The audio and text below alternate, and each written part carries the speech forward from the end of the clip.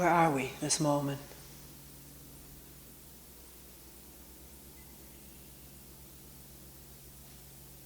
Of airplane humming,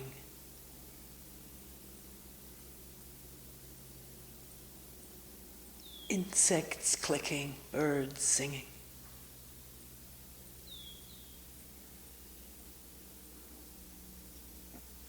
Quiet breathing.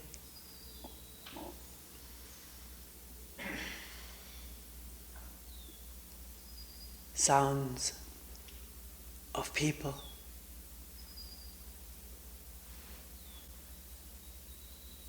And air.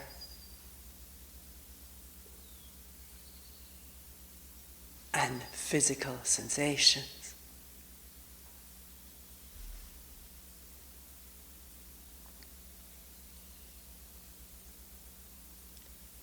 Is the mind expecting?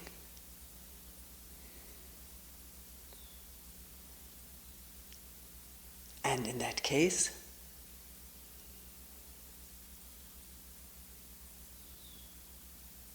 listening to the hum of expectation.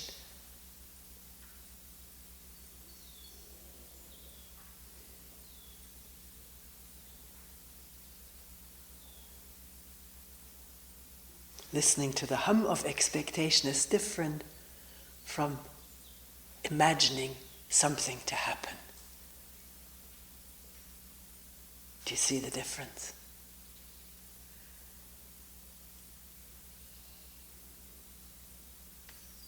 Expecting something to happen is involvement. A vibrational affair with fantasy, memory, wanting.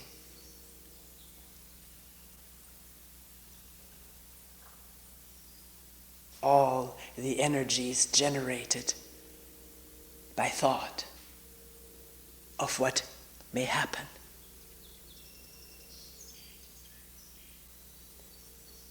Whereas listening to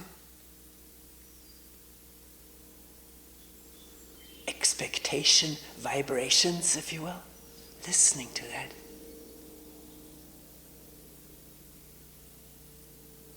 is a quiet energy which doesn't go anyplace.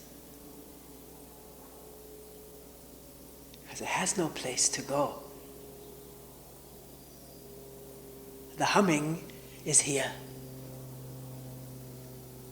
not elsewhere.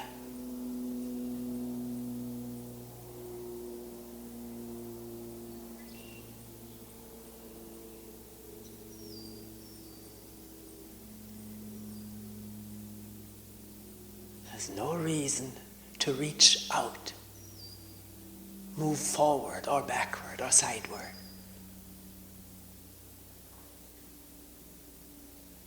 No reason to move. Let movement that's there happen in a quiet listening space or attending space.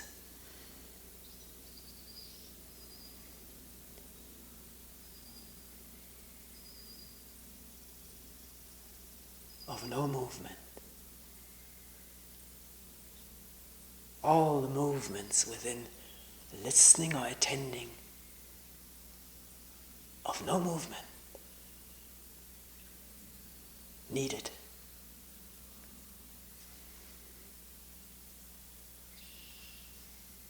Which brings to mind a memory.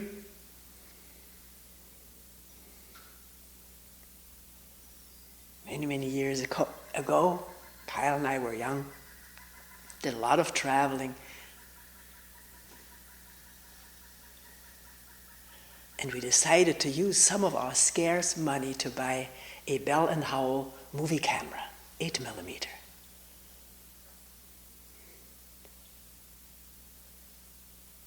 Generated considerable enthusiasm in both of us. Purchasing it, owning it, and taking it on a trip, and beginning to shoot. We didn't have a projector yet or a screen, so we went to a photographer and asked if we could rent one, or he said, well, go into my room here next to this one. I have one set up, you can use it. So full of expectation, we put our movie, 3 minutes, 8mm, into this projector. And were horrified at what we had produced. Left and right, up and down, constantly moving, because after all, we had a movie camera. And with that, you move. And we felt sinking feelings in our stomach. It was dizzying. Never a quiet moment.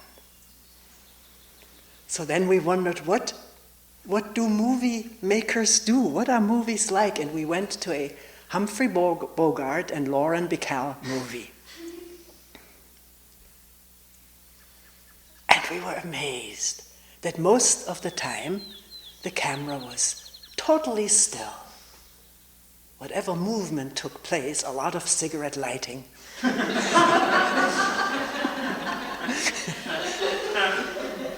rising of smoke, and of course the inevitable inhaling and sophisticated exhaling.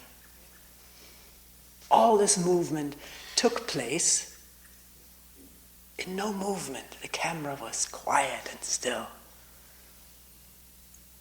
And if indeed there was some panning going on, it would stop, take time, and if another scene came, it took off at the same place where it had ended. Not ending here, and the next time you've totally forgotten where you ended, and you start over here, which makes the viewer constant agitation. So we learned and took quite good movies after a while. But it was a chore. You always had to remember where you stopped. It's so much nicer now to go through a landscape with no movie, no camera. Because it did occupy the mind considerably. But that wasn't the point I brought it up. I think the point was made. To watch sounds, sights, sensations. Let them do their thing. They're moving in this quiet space of no motion.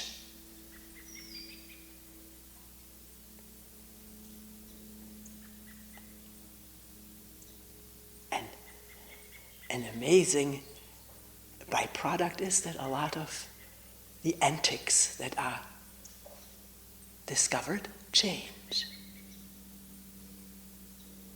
They may not continue in the same way in which they moved about frantically before there was this quiet space of attention.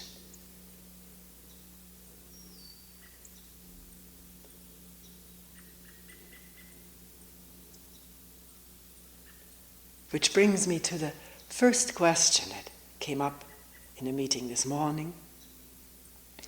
By now I may have rephrased it differently from the way it was brought up, but it is a very frequent question, particularly toward the latter part of a retreat.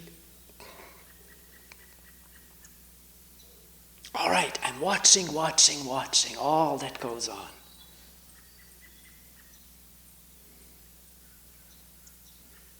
Within. And what I'm missing is sort of just a quiet being, which I remember from past retreats, sort of peak experiences of just being quiet, nothing to watch, nothing to look for, nothing to listen to, particularly. So how long does it have to last to keep looking at this stuff?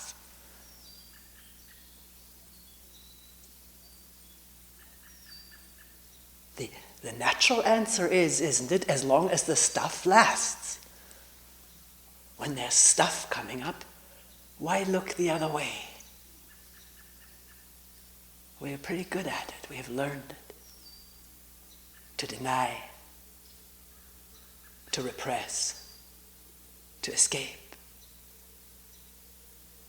into activity, thought activity or actual physical activity, relationship activity, or whatever. Reading, writing, listening to music, none of which is being condemned. All has its place and its beauty. But here in a silent retreat, if something comes up, why not, quote unquote, look at it? Although we can agree maybe on better ways of putting it if the looking at it somehow is awry with one's organismic feelings about it. Some people tell me looking at it immediately establishes an observer and this thing out there that I should look at, even if it's inside, divides what goes on into subject and object. So, listening is a better term for me. That's why actually years ago I switched from more talking about seeing to more listening. But that also is not quite right for everybody. So the word is not the important thing. What is it that happens when there's no escaping, no denying or repressing?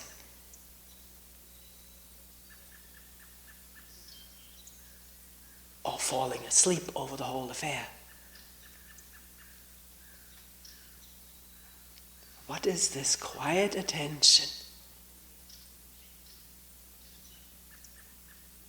that needs not create an observer, that just reveals what is there without overdoing it? We were talking about that in a meeting last night, quite at length, different people sharing their ways of being with something and how not to be with something. Not one person mentioned not wallowing in what is coming up. And the word wallowing may evoke different responses from different people. Usually it's an attachment of some sort to the suffering, to the pain, holding on to it, also through an emerging storyline. What is happening to me, with some self-pity strewn in. Storyline evokes that sentiment very easily. Poor me, all the things that happened to me. And sensations from those thoughts. And either a newly gained identity or an old, newly reinforced identity in suffering. Being the suffering one, the victim.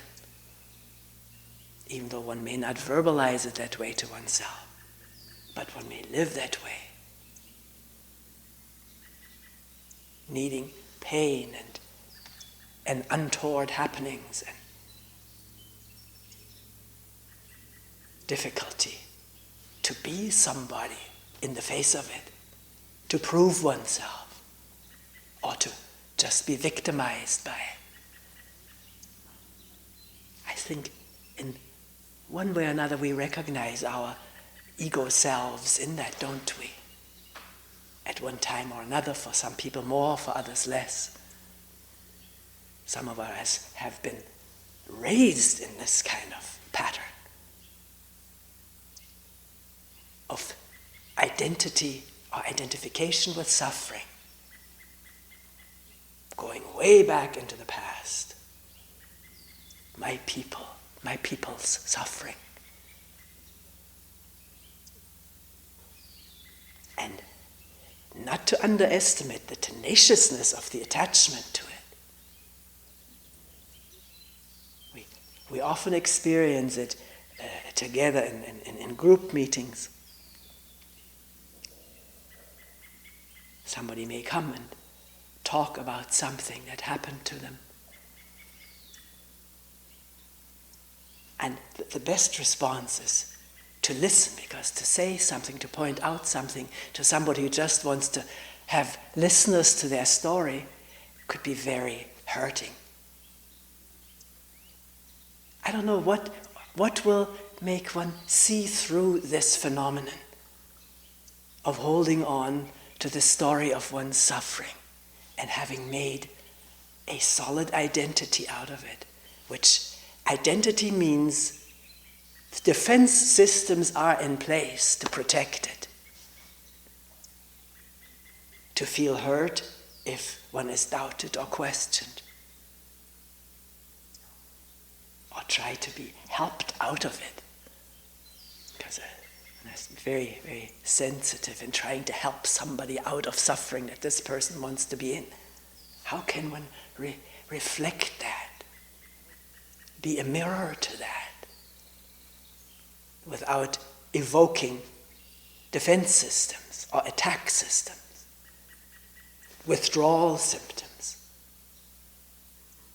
It's the skill that comes out of quiet, being there without an agenda. Part of our agenda possibly being a helper,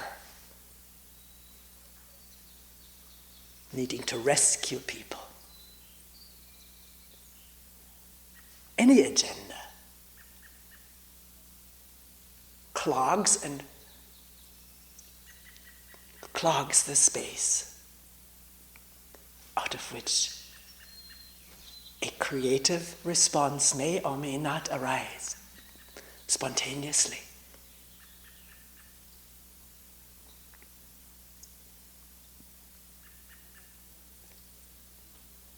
So back to the question. How much longer this seemingly endless looking at stuff, which could also be phrased simpler, how much longer this stuff? Because as long as it's there, it can reveal itself in attention quite freely. There's also an art to see all the compulsiveness that begins to surround this looking. People have mentioned it at all the retreats, getting into this pattern of I have to be attentive, I have to look. And then these efforts which encrust a free and simple attending and make things invisible, because now the important thing becomes the effort and the punitiveness down on oneself if one is not attentive. Or in much subtler forms, people report it, sort of almost invisible, shadowy compulsion to do something. So deeply ingrained in the system we call ourselves. It seems to be the most difficult thing in the world, just to be, which is how we were born, how we came into this world. Crying, screaming, being, kicking, whatever.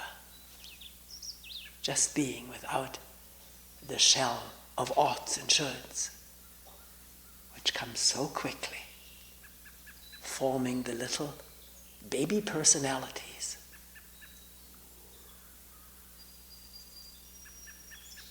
which hide and seemingly arrest the openness of spacious being, unitive being, in touch with everything.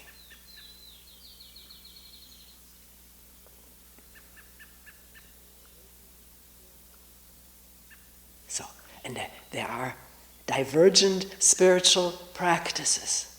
I remember when I started giving talks, before I was even doing meetings at the Zen Center, I was asked to give some talks while the Roshi was away, on his off period.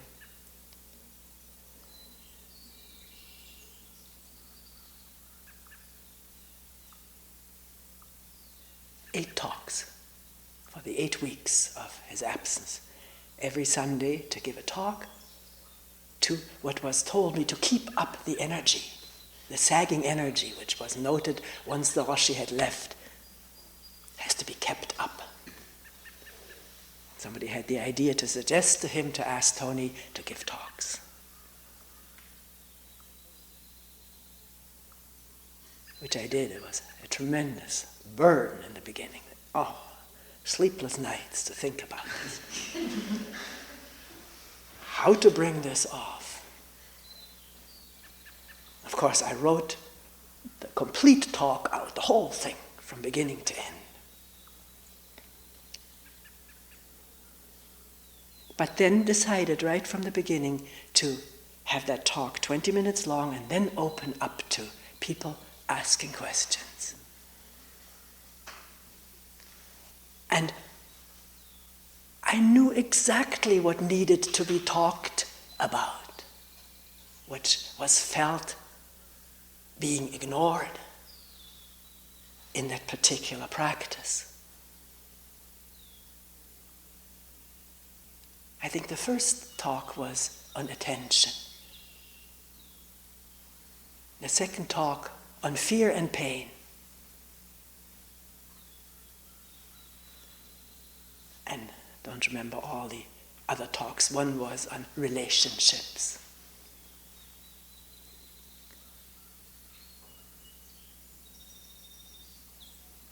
And a lot of people came to these talks, and the questions were very hesitant in the beginning. It was just totally unheard of in that hallowed hall to ask questions about fear and pain. These were things one was to put aside, overcome with a practice, or push through with a practice. And a few people were critical of these talks, and the coin was phrased at that time that Toni was psychologizing Zen.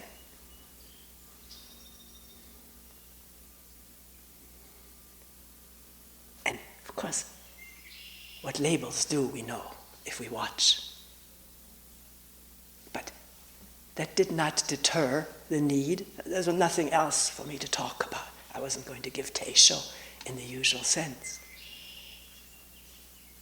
No choice but to talk about that which occurs in sitting. We had been told at the beginning of a retreat in an opening talk to watch for negative feelings, that they could bring down the whole sesshin. They were dangerous and to be watched and not indulged in. But by watching means not to look at them, to banish them. Somehow or other how to do this wasn't exactly explained, but one had a practice, and one learned how to use that practice in a way that sort of artificially at least tried to keep the field clear. Sometimes it felt like keeping the tunnel clear.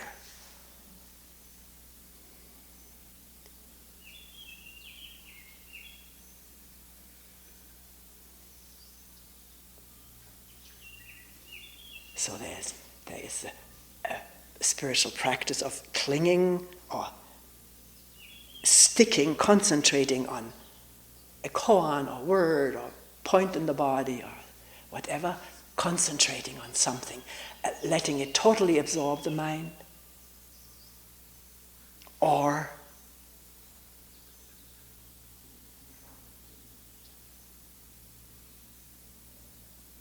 I've never been present. I read books and hear about it. Just telling the mind over and over again what it really truly is. It is the whole. It is all. It is this which is here, and not allow it to become preoccupied with its problems, illusory problems. Just to remain with the thought, I am this, whatever. the practice may be. To stick with the truth. But the truth is only alive when it is really seen to be so, as long as it is a concept. It's not the truth. And it's clinging to concepts. And yet, teachers say that eventually the mind will topple over and really see. The beginning, just cling to the new thought of what I am. The truth, the whole, the real self. Actually, there was an aspect in the Zen training where I trained. Either one had a koan, or very few people were doing shikantaza, meaning just sitting, and accompanying that just sitting was always a word or two about that one is already a living Buddha as one sits here, manifesting enlightenment in one's sitting. And to keep that in mind, which is a little bit similar to what I said before. And I have no experience with these practices. I cannot say what works or doesn't work, because awakening is not due to a cause anyways. So it doesn't matter what we do, as long as we're doing and not waking up. As soon as we wake up, it doesn't matter what we did before. Although the mind says, what did I do before? That is what I have to teach others now. Found a school based on what I did before awakening happened.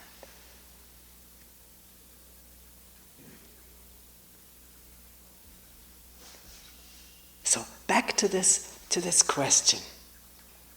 How long must I look at this stuff? I know the person didn't quite put it this way, but I think we all are familiar with such doubts and questions.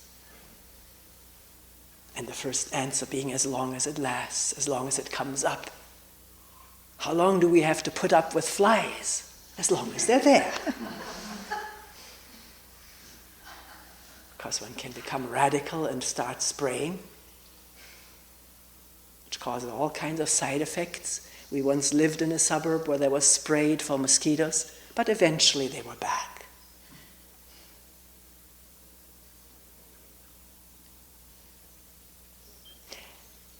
I like to think of and express this quote-unquote quote work of this moment as two aspects to it. One is the in-touchness, ever increasing and deepening in-touchness with this mass as well as the details of conditioning.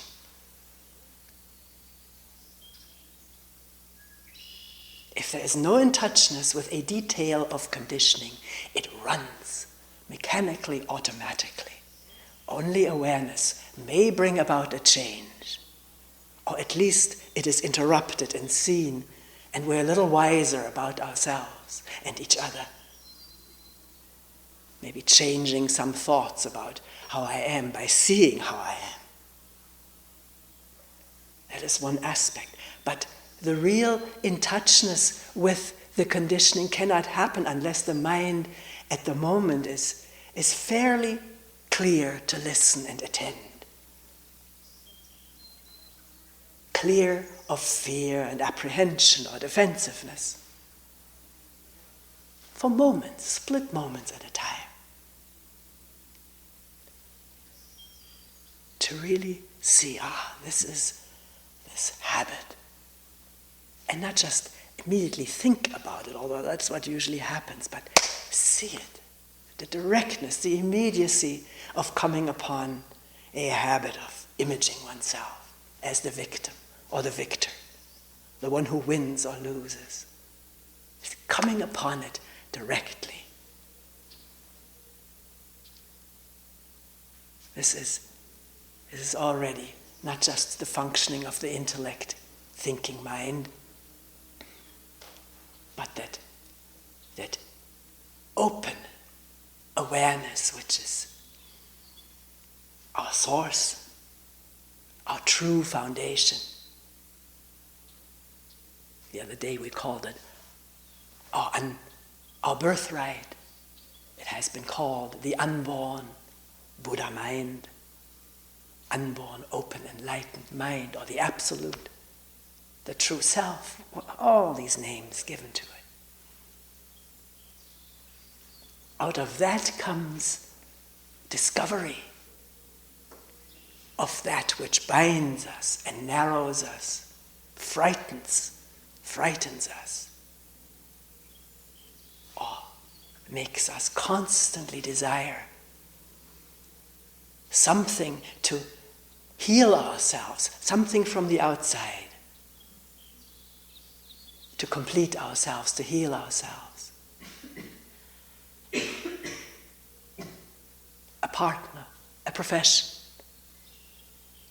an occupation, a possession, ideas, you name it.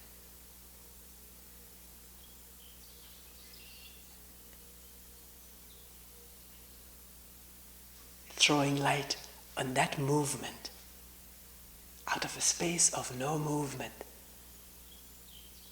Just awareness, attention, in touchness, without finding fault.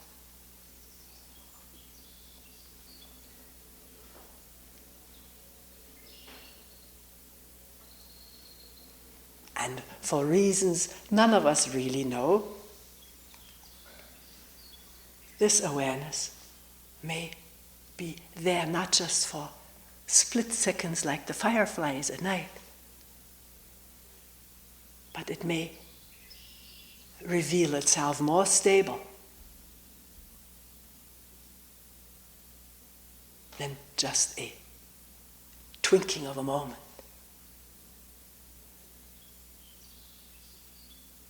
And as many people have noticed and reported, in that attention there is a disconnection of this whole ego network, which is our attachment, our burden, our pleasure, our pain, our narrowing down into this capsule living, capsule and intercapsule living.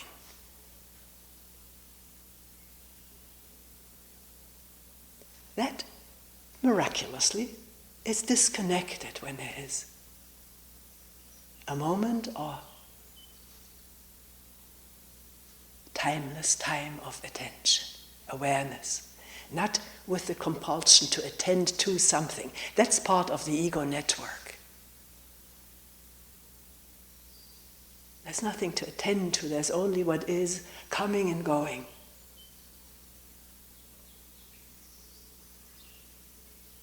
In a space that needs nothing and fears nothing.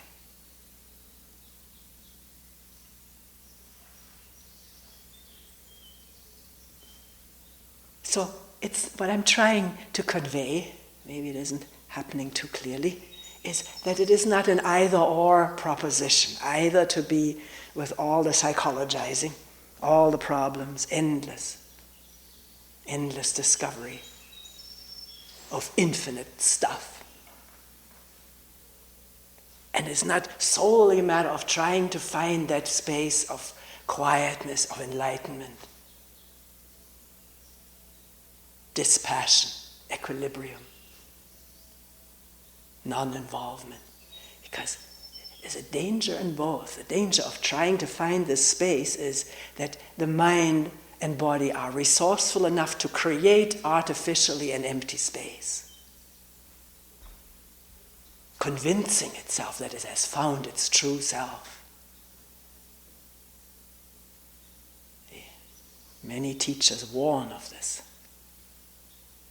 And then it was called a pseudo cave of enlightenment or something like that.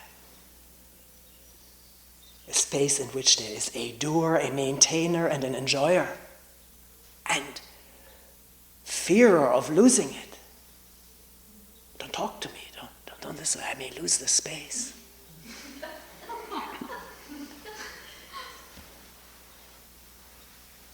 a real holding on, mentally and physically. The mind is rigid in that state. Can't move about freely, flexibly, openly.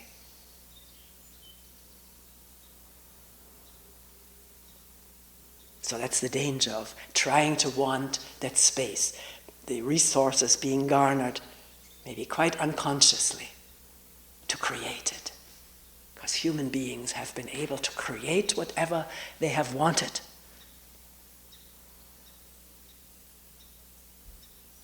I saw this phenomenal movie, Apollo 13. Mind-boggling what this mind is capable of accomplishing and what a human body is willing to subject himself to.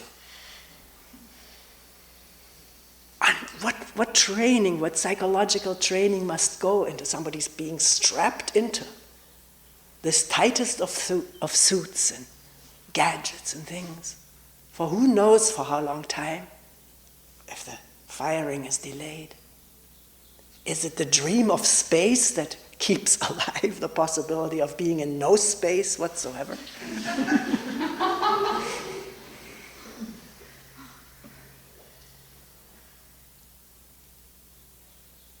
Looking through a peephole.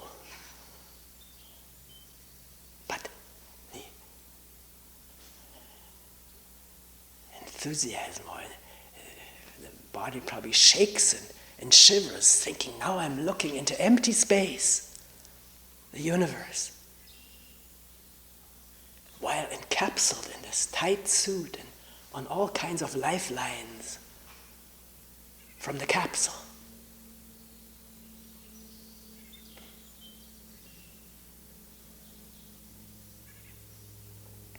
When the mind is open and unattached to its ego capsule, maybe one doesn't have to walk in space to feel the fullness and the emptiness and the darkness of it. Right here, in this spot.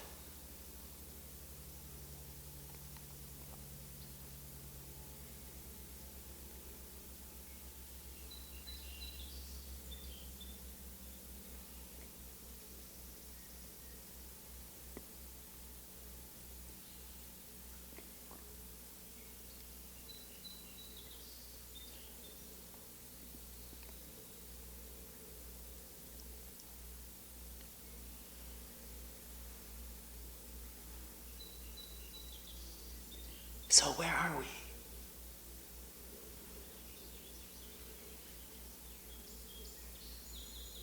This instant of airplane humming and birds singing.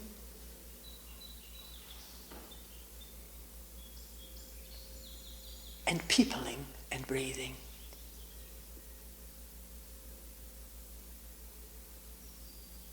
Quietly.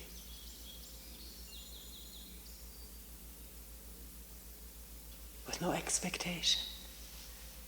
Or is the hum of expectation there? Then let it be heard freely.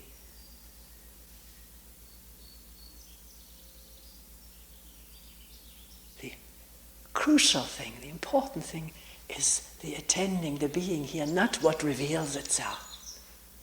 That's minor.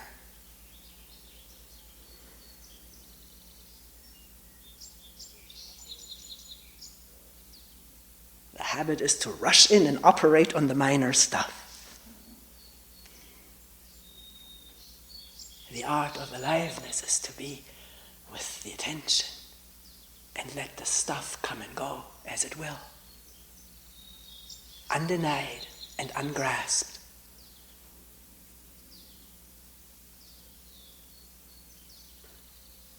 Not making a thing out of it.